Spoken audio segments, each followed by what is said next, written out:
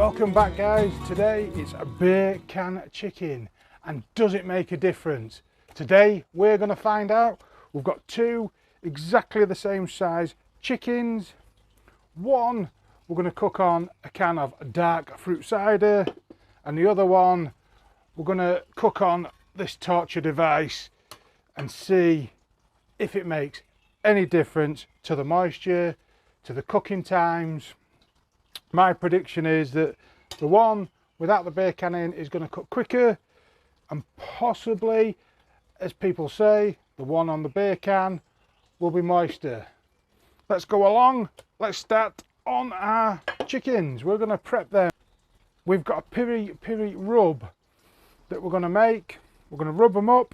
We're going to make a beautiful raspberry and chipotle chili glaze barbecue sauce, and then we're going to smoke them in our Kamado kettle. Good old faithful. I'm loving this barbecue. Don't worry, down in the description below will be the recipe, but for the start of our Piri Piri Rub, we've got some sugar, paprika, onion powder, garlic powder, ground coriander, salt, parsley, oregano, ground cumin. In there is some ground cardamom, smoked paprika, and cayenne chili pepper. And that is the one that, if you want to adjust the heat, you can add as much as you want or take out as much as you want. But now we're going to get this all mixed up and we'll transfer it to our shaker bottle. So always save your old tubs or your shaker bottles, and it's going to make it easier for applying. We're going to treat these chickens exactly the same. So we've taken them out of the fridge, we've patted them both down. We'll start with the underside, and we're going to use some cooking spray.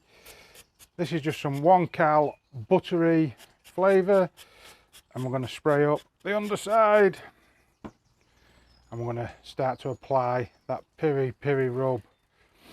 It's nice and aromatic, so hopefully it will create a beautiful crust on the outside of these chickens. We'll flip them over. Another spray.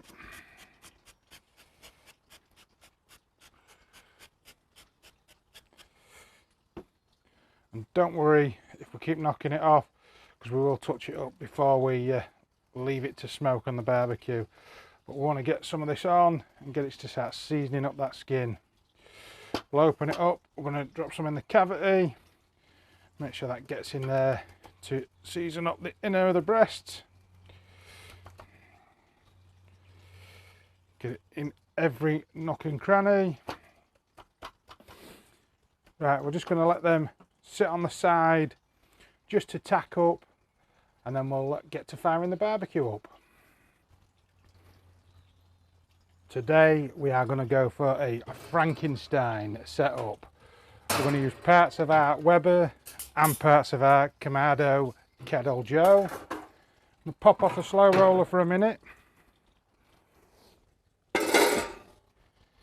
You can see down in the bottom we've got our charcoal set up and a couple of tumbleweeds in there. We're going to give them a light up. And then I'm going to take the grill. This is the charcoal grate out of my Weber kettle. And I'm going to use this to create a heat deflector plate, like so, to put a pizza pan on, so we can put the slow roller back on and have some distance, but also achieve that height that we need. We're going to set up our smoking wood. We'll have a nice little chunk just at the side of that, and one just away. We don't need lots of smoke in there, but as I said, we can now create an indirect cooking area. We can pop on our slow roller, but take out the heat deflector plate. I've done that wrong.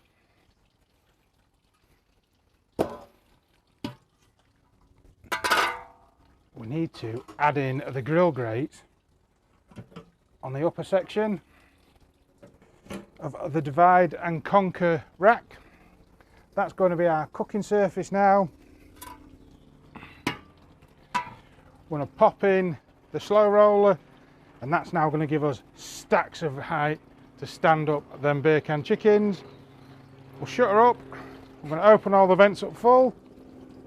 I'm going to start to bring it up to temp.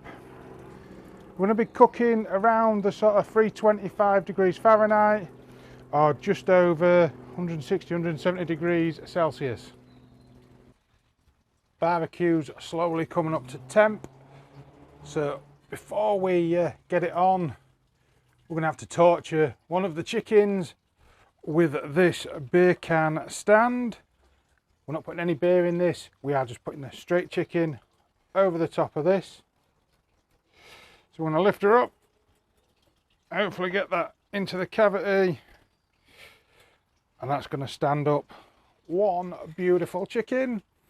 And like I say, before we put it in, you can dust up any of them spots just to make sure we've got plenty of seasoning on them chickens. The next one is going to be the drunken chicken. Can we get it to stand up on our beer can? Now today we're going to cook it over a dark fruit cider, and I'm hoping that's going to work really well with that chipotle chili glaze, that barbecue sauce. So I've taken a can, we've let it warm up to room temperature. Do not put it on a cold can, it's just going to slow down the cooking time even more. And I've taken about half of that out. Pitmaster privilege, I drank it. This is the one that if it's going to fall over, it's going to be this one, innit? So we're going to take it, same thing again, get that chicken over the can. I'm going to stand this one just in this pan for a minute, just in case it does fall over. And again, give it another dust up.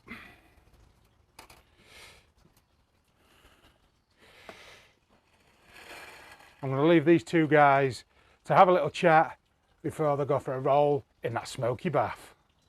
As you can see, guys, why I've put that slow roller in there and the cooking grates down there is it gives us an extra couple of inches of height, and hopefully they'll stand nicely under the dome. It's coming up to temp nicely, so let's try and get these in without creating too much of a mess. First, the chicken on the strongbow, get her propped in, get the leg stood up, make it look nice and pretty, and then the one on the torture device standing slightly higher, but hopefully it's not going to affect the cooking too much. So again, likewise, rubbed up the same, sprayed the same. The only difference is one's on cider and the other one is just on a stand. We're going to pop in the meter probe, and I think I'm going to pop it into the one without the cider because I think that's going to come up to temp first. But we're going to let them roll in the smoke, and while they're rolling in the smoke, let's get to making that raspberry chipotle chili glaze. This is going to be a nice sweet heat over the top of them chickens. So we're going to get our pan on our outdoor cooker. We're going to take our 1 cal spray and we're going to get in 1 whole red onion diced up, and we'll start to soften that off.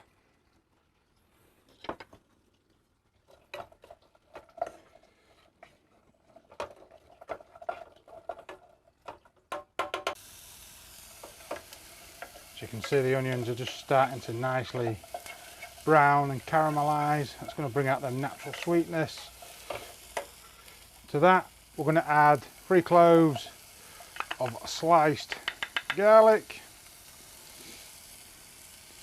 and we're going to continue to soften that. Be careful not to let the garlic catch, as it will turn bitter. I'll continue sauteing this and bring you back in a minute. So the veggies are nicely starting to soften. So the next thing is some beautiful fresh raspberries. I'm going to pop them in. You could use frozen, I suppose, but I just like the fresh. And we're going to continue to cook them and soften them and break them down. So you can see they're just nicely starting to soften. The onions, the garlic and the raspberries. We're going to take about half a cup of water. I'm just going to pop that in there just to deglaze the pan. And we're going to simmer that down now. We're also going to add 1/4 cup of apple cider vinegar. That's just going to bring that acidity to balance out that flavour. You get that sweet, that heat, that sour. So a nice splash of apple cider vinegar. I'm going to cook that now, simmer it for 10 minutes, and then we'll get to add in the chipotle chili. Somehow we've had a bit of an editing blooper. What you've missed out is we've added 3 tablespoons of the chipotle chili paste, and we did add, that was in here, a couple of tablespoons of runny honey, and that was a sweetness. You could have gone for sugar, could have gone for brown sugar, but we went for that natural sweetness.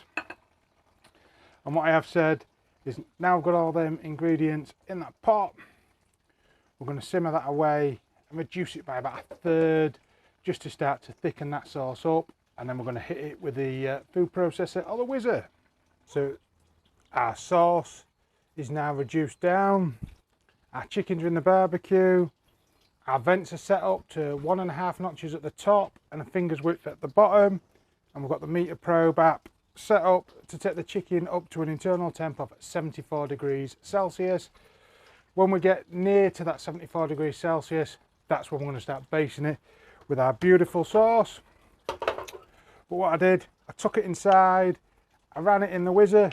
I ain't got electric out here and I wasn't going to run an extension lead out for this, but we're going to transfer that now into our kilner jar, and when it gets near time for basting, I'll bring you back and check out them beautiful birds that are rolling in that smoky bath. See you soon, guys.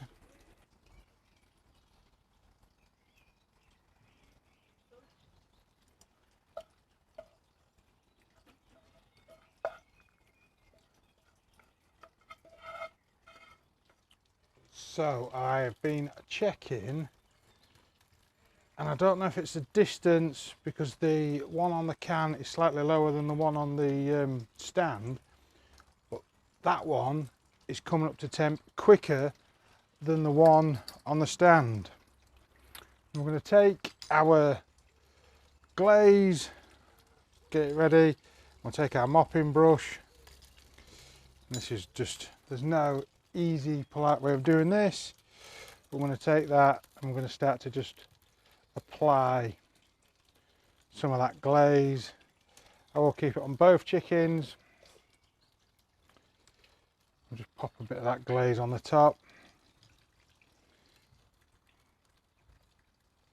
just to set it up.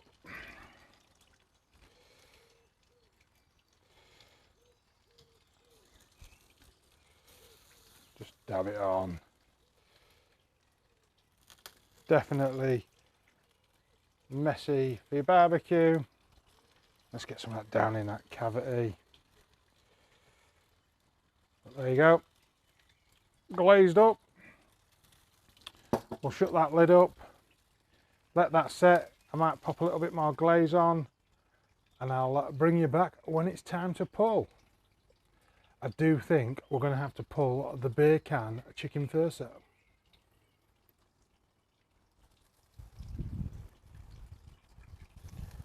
Them chickens are looking mighty fine. You can see the beautiful glaze on them is now set. I have turned this bird around. It was starting to cook quicker on this side than that, so I'm assuming there's a hot spot somewhere down here. So I've turned it just to help it even up. But this one, it's done. It's time to pull. Right guys, as I say, the one on the beer can, I'm going to probe it down in the breast. It's already up to temp. It's definitely a hot spot in that middle, but that one is done and ready to pull. Ooh, crash. There's going to be no easy way of doing this, but trusty tea towel and your gloves on. Try and not ruin that bag that we've made. We'll take it up, we'll pop it on the board, and we'll let that rest. Whenever you're cooking meat, when you take it up to that high internal temp, you need to let it rest, let the muscles relax, let that moisture draw back inside. But you can see that is looking mighty fine. I'm sure there's going to be some tasty eating tonight, guys. About 10-15 minutes later now, guys, and we're getting that notification that the one on the stand is also up to temp. You see I've tented the one that was on the beer can just to keep it warm on the side. Hopefully this one will be slightly easier to get out because of that stand. See plenty of juices in the bottom dripping. I'm going to pop out the meter probe app and I'm going to tent that one up. And we're just going to leave these, like I say, just to sit on the board. But we'll taste this one first to give this chance just to catch up and rest as long as this one. As I said, let's take off the foil tent on this one. And if you want to have a look at that, guys, you can see that beautiful skin. You can see the juices on the board. It smells absolutely divine. While that one's resting up, I'm gonna have to try. Oh, look at, did you see that squirting out?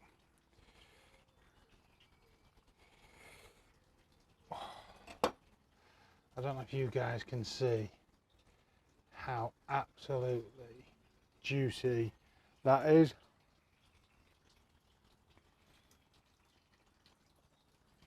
Oh my God. You can see some juices running. That chipotle chili raspberry glaze, it's added a nice sweetness, but it's complementing that piri piri rub. And you can see if I just turn her around, got that beautiful skin all the way around, and as I say, juices just sopping out of the chicken. That is absolutely stunning. We'll cover this one back up, 5 more minutes, we'll go in for the taste test on this one, and then I'll give you my verdict, guys. And now for the one on the stand. I was a bit worried that this one wasn't going to get as nice a colour, but I think it's turned out just as nice. Got some nice crispy skin around them legs, and again, same place, again to make it fair. You can see that's absolutely oozing out inside, but beautiful, juicy, exactly the same as the one sat on the beer can.